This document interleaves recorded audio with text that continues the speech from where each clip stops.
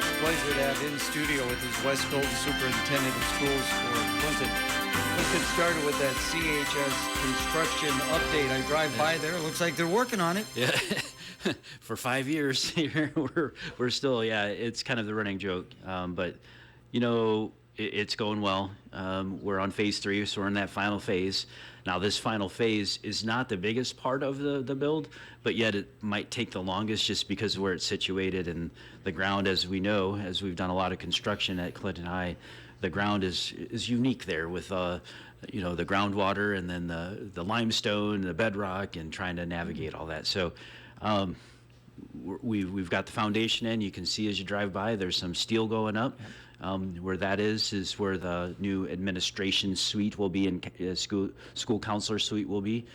As they move from east to west, you'll start to see the new kind of commons area being built and so on, and it will go all the way over there close to your gym, and it'll be a beautiful glass front, and it's going to lead you into the new Durgan Performing Arts Center, so you'll get to see that grand opening, grand entrance to the theater. It's going to be really cool. I always like to tell people we're not in time, but we're definitely in budget, and we're still cruising along here. You know, I was there at the beginning of the school year, prior to the school year, to interview Coach Herrick for our football preview, and Kevin Bear took me over to the new weight area, and I don't know how these kids find themselves around the school. It can be a maze, absolutely. You go from the west side where your gym is at, and you try to get to the new area where the theater is at, and there's a little, we call it the tunnel. It's on the back side, where before it was on the front side. So the kids are amazing.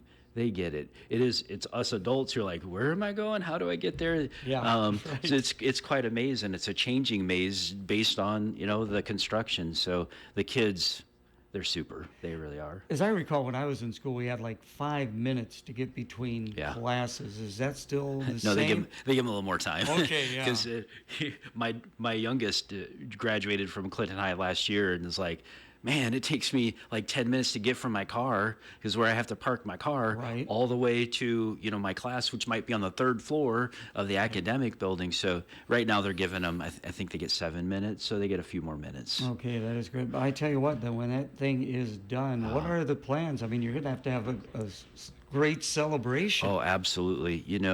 We're so fortunate and thankful for our community support. It truly is amazing. We have, in fact, I was walking out of a meeting, would have been Tuesday, and it was a superintendent's meeting of the MAC conference, superintendents, and TJ Sneckloff from Davenport. He looks at me and goes like, Wes, he goes, the school district in Clinton is a shining star of the community, and the facilities you have, the community support you have for this is just incredible, because we try really hard to post our celebrations on social media, but man, to have a state-of-the-art academic building, a state-of-the-art theater, new practice and performance facilities for our band, choir, and orchestra. When you look at autos, welding, we've added agriculture. Clinton High has never had an agricultural program, and now we do. It's pretty amazing that our facilities across the district, from elementary to high school, are amazing. You bring up a very good point. I mean, elementary all the way to the high school, and until the completion, then it's going to be amazing. I talked about the weight room, and I had Mike Griswold on last week on the Sports Review, and I mean, the money that was raised independently for that is incredible. And then the old weights, well, not old, they go to the middle school. Absolutely. Now. My gosh. Yeah, we went to the ribbon cutting ceremony. Some of the donors were former students of mine, and it was amazing to see them there. That also, it's a no-brainer to this school district, this community gave me so much. Why shouldn't I return the favor? And it was humbling, and it was pretty cool. Mike mentioned that, like Ben Boothby Ryan Cassidy goes, their kids are never going to go to Clinton High School, but yet they do this. But they felt compelled, and that's so cool. And that's, I think, the Clinton way of doing things. I mean, from you to me. I mean, let's look at just we're Clinton kids and have stayed in the community. That's our giving back. Where these folks felt that support, that care, that love when they were here, and still feel compelled to support, even though Ryan lives in Chicago. Yeah. Ben, I think he's in Ohio. I don't remember where he's at, but they don't live here any longer, but still feel that connection, and that's so cool. Dr. Ben Boothby. Yeah. Hall of Honor. Let's talk about that. Yeah, it's coming up. So the committee will convene here in October. Always looking for, when I'm out in the community and talking to folks, and they bring up memories, or they bring up folks that they went to school with, or parents that they know that went to school. I'm just always floored by the absolute depth and breadth of Clinton Community School District graduates. And what I love about the Hall of Honor is, we have the Hall of Fame, which is great because it's the athletics, but man, there are folks who've graduated from Clinton High School, have gone on to really change the world and other endeavors other than just athletics. And so there's some pretty cool and amazing stories out there. And I would love if the folks out there in the community know of folks, graduates who believe that they've done something fantastic or special. Bring it. Let us consider them. What I like about it so much is that it really shows our students that you can be a Clinton kid. You can go to the Clinton schools, and you can go out in the world and make a difference. Yeah, we have two members of my class in there, Denise Dudley and Deb Randall. Yeah. Or Diane Randall. And Chris Devoda, who started her career at KROS. It's great to see them in there. Yeah, it's pretty cool. Yeah. And being a Clinton graduate, too, I can say, too, there's two from my class in there. And, we've matched me. Yeah, so myself and, we had another, she's a professor out at North Carolina State and doing just amazing things. But it's kind of funny. Those of us who are still around, and there's still a little competition. Even my sister graduated in '86. I'm like, Tanya, man, there's still more 1990 graduates in the Hall of Honor than '86. And she's like, oh, whatever, But Hall of Fame, of course, we had that back on September 5th and 6th. The 75 football team, 50th anniversary of them advancing to the playoffs. Dick Olin was there, their youngster coach. He was 26 when he was their head coach. And what stories he had to tell about these young men. Yeah, it goes to show you can, one of the things I took away from it, which I really appreciate, and any team who's been down this path are very similar, is like how much fun they had, but also when the buzzer goes off and the game starts, we take this serious and we're in this together. And there was very clear they like to have fun, but they took care of business. Yeah, it was very clear that they like to have fun. That was great to have them go in. And the Hall of Fame is, I think, very special at Clinton High School. And people always ask me, well, you're going to run out of athletes. I go, no. No. There's no way. There will always be students who come through who excel. It's the same. Some people will say, well, you're going to run out of Hall of Honor nominees. I'm like, oh, no, we won't. There will always be a group of folks who get nominated that you look at and say, wow. And same with the athletes, absolutely. Visiting with Wes Golden more, we're going to come back. We're going to talk about Pebble. Yeah, good We're fun not stuff. talking about gravel or anything like that. Check of the weather now brought to you by Prairie Lumber. The heat will be back on for your Thursday, and we'll also introduce a slight chance of a stray shower thunderstorm as we get into the afternoon.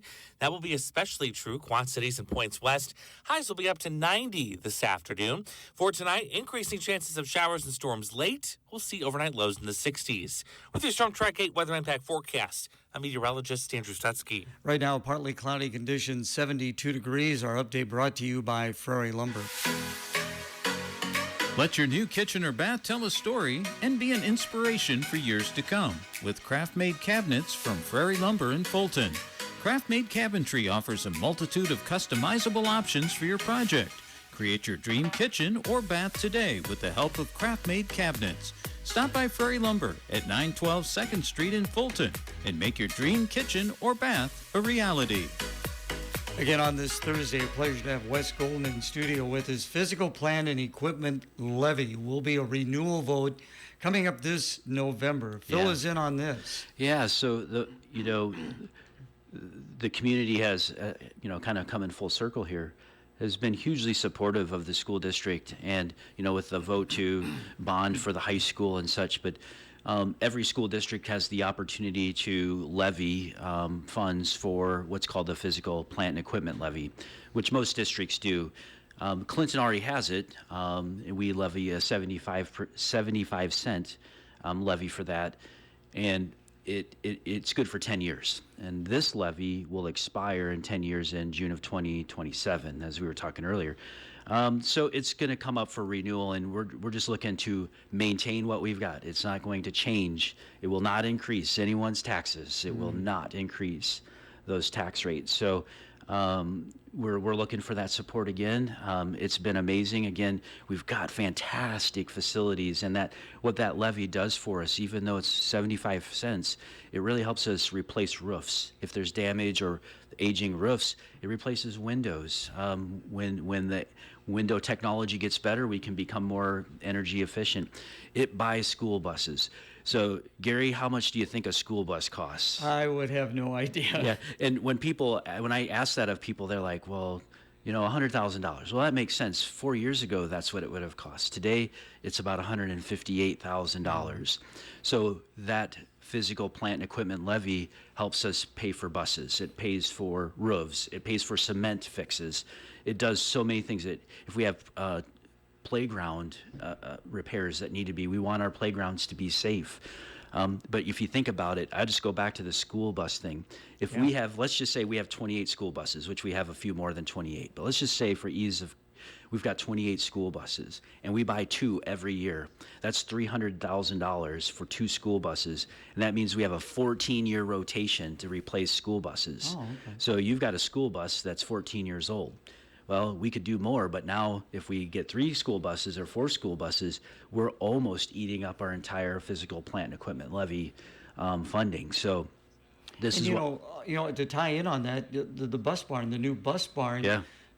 Certainly helps keep those buses running longer. Absolutely. Our transportation team does a great job. They're focused on keeping those things going as long as they can, so we can be good stewards of taxpayer money. But nonetheless, they do have, a lifespan. And at 14 years, you'll notice as some of the buses look, the yellow is a little more faded than the others, and the lettering's perhaps a little more faded than the others. Well, those are the ones that are 14 years old, and they've got hundreds of thousands of miles on them because they get kids to and from school. They take our athletes to events, our choir and orchestra and band to their competitions, and they're going. So that's why this is so important, is just so that we can maintain our facilities and have the transportation equipment. And oh, by the way, it also pays for computers. So every student, we're a 1-to-1 school district, meaning each student has a computer. It pays for those computers. So it's so important. Getting back to the buses, Gary DeLacy was in studio yesterday to talk about the Walk of Fame. He's still driving bus. He is. And he was telling me they could use some bus drivers. Absolutely. We could always use bus drivers. Absolutely. It's, to me, I just interviewed a bus driver who wants to work for us yesterday. And I just so appreciate our transportation team, because when you think about it, they're the first people those kids see in a day, and that can make or break a child's day. They're also often the last person from the school district, even if you're driving a bus to a volleyball game, and you don't get home till 10:30 at night. The last person you see often is that bus driver. So they're so important. And yeah, anybody who's interested, we'll bring it. Come on, let's go. That just struck me. I mean, these guys have to have positive personalities. Yeah, they do. And even when we were kids, I rode the bus as a kid.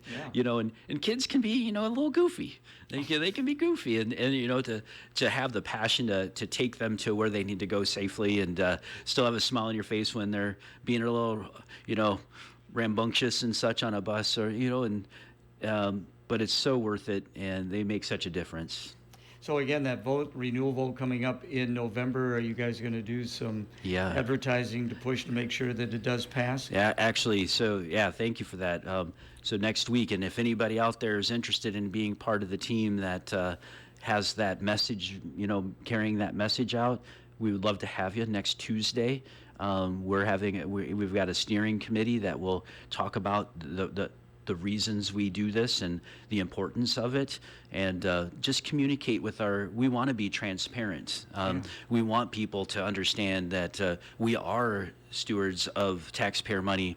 When I say we levy for 75 cents, the law allows us to go up to $1.34, and we don't. We try to be very mindful that we're just asking for what is needed to keep us going. Well, get us the information, the news releases, and we'll make sure to Absolutely. get that information out because Yeah. it's very important. Awesome. Well, the school year hasn't, we're still early in the school Yes, year sir. yet.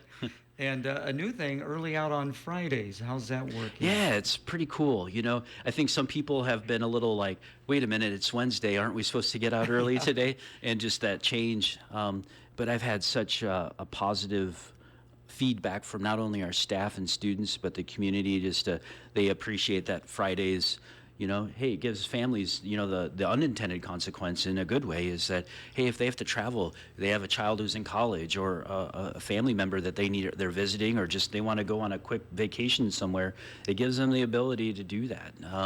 But it also gives our team a chance to do what we did on Wednesday, to really reset and refocus for the next week and so on. Yeah, it's not really an early out for No. the instructors because they're there yet. Yeah, they're still there, and they do so many wonderful and amazing and important things. They do professional development. So, for example, Clinton High School, they went to block schedule this year, and it's gone really well. But that's in large part because on Fridays, they do professional development and how to teach in a class period that's 80, 90 minutes long instead of 40 minutes long. It's an instructional change, and you have to be prepared for that. In the middle school, they do project-based learning where they're trying to do more authentic, learning and giving them the opportunity to put their hands on things and really solve problems. Well, that takes instructional savviness, if you will, to be able to manage an instructional setting like that.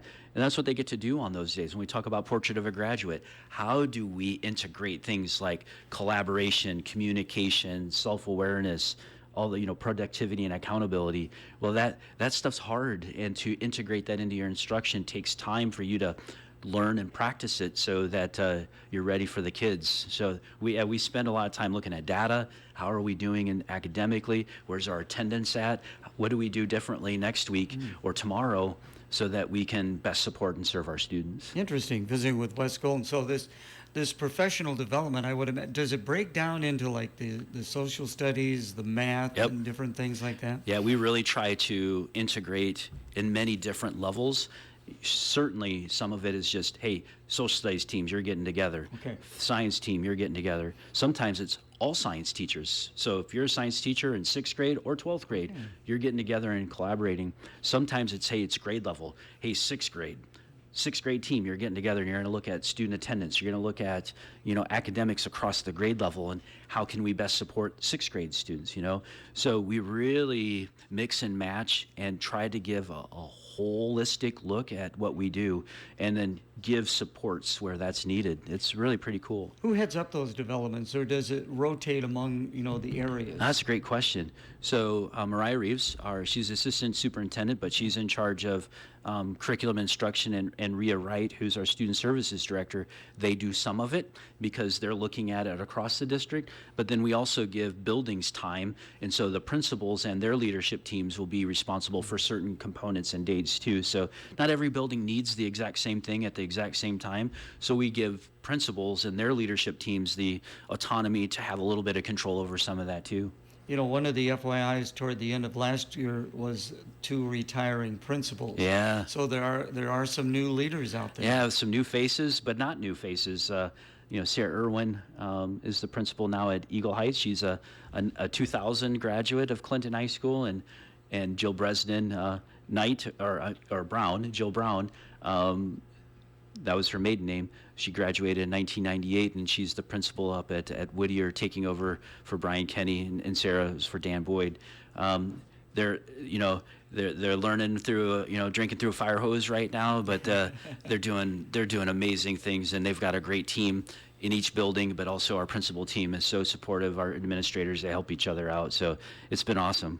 I've got a grandson who is at Washington, And of course, JR now is the principal there. Yeah. Of course, he came from The high school. to there, and Yeah. then Teresa, Schultz, yep. she has, I mean, and they've been in their positions for about 4 years. Yep, or so going on now. 4, yeah. So, and it seemed like a natural fit for those two. Yeah, well, JR, his natural teaching place was elementary. He started his career as an elementary teacher, so it gives him the opportunity to get back to his roots, and it then broadens Teresa's opportunities down the road. So now they've both had some elementary, they both had some high school, so that as their careers progress, if they see their future in doing bigger things, that now they have a greater breadth of knowledge and experience.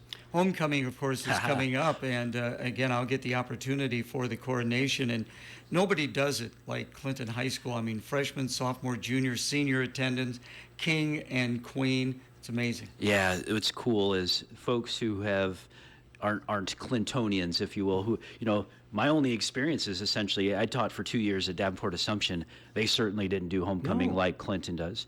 But when you have folks who come into our school district have never experienced our homecoming, Yeah. they are just floored by the activities, the celebrations, the importance that's placed on it.